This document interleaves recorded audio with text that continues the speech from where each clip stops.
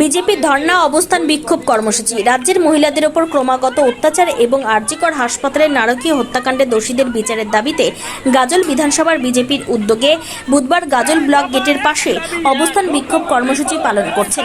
তারা প্রথমে গাজল বামনগোলা মোড়ে জমায়েত হন, সেখান থেকে মিছিল শুরু করে গাজল ব্লক গেটের পাশে তাদের ধর্ণা মঞ্চ আসেন এবং ধর্ণা বিক্ষোভ কর্মসূচি পালন করেন। উপস্থিত ছিলেন গাজল বিধানসভার বিধায়ক চিন্ময় দেব বর্মন, বিজেপি নেতা বঙ্কিম সরকার, ঠাকুরদাস সরকার, অজয় বিশ্বাস সহ অন্যান্য নেতৃত্ব।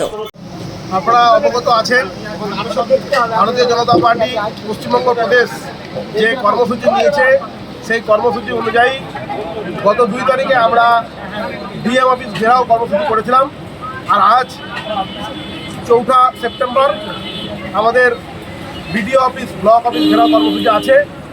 আর সেই ব্লক অফিস ঘেরাও কর্মসূচিতে আজকে আমরা আমাদের গাজল বিধানসভার সমস্ত স্তরের কার্যকর্তারা আছি, জনপ্রতিনিধিগণ আছি।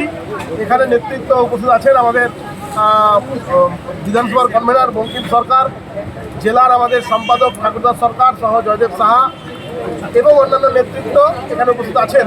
তাদের সকলের উপস্থিতিতে আজকে আমাদের এই ধর্ণা কর্মসূচি চলছে। আপনারা জানেন যে আরজিকর সহ বাংলার বুকে যেভাবে করে মা বোনেদের উপর অত্যাচার হচ্ছে তারই প্রতিবাদে ভারতীয় জনতা পার্টি আর এই লড়াইয়ে আমরা আপামর জনসাধারণকে চাই তারা যেন সচেতন হয়ে সজাগ হয়ে আমাদের এই লড়াইয়ে সঙ্গ দেয় এবং আমরা যাতে করে এই যে রাজ্যে যে একটা দুঃশাসন চলছে, রাজ্যে যে একটা মানে কী বলবো খুন ধর্ষণের সরকার চলছে, একজন মহিলা মুখ্যমন্ত্রী হয়ে আর মায়েদের মান সম্মানের ইজ্জতের দাম লাগাচ্ছে, এরকম মুখ্যমন্ত্রী পদত্যাগ করে যাতে করে আগামী দিন আর বাংলাকে আমরা সোনার বাংলায় পরিণত করতে পারি, তারই লক্ষ্যে আজকে আমাদের এই ধর্ণা কর্মসূচি।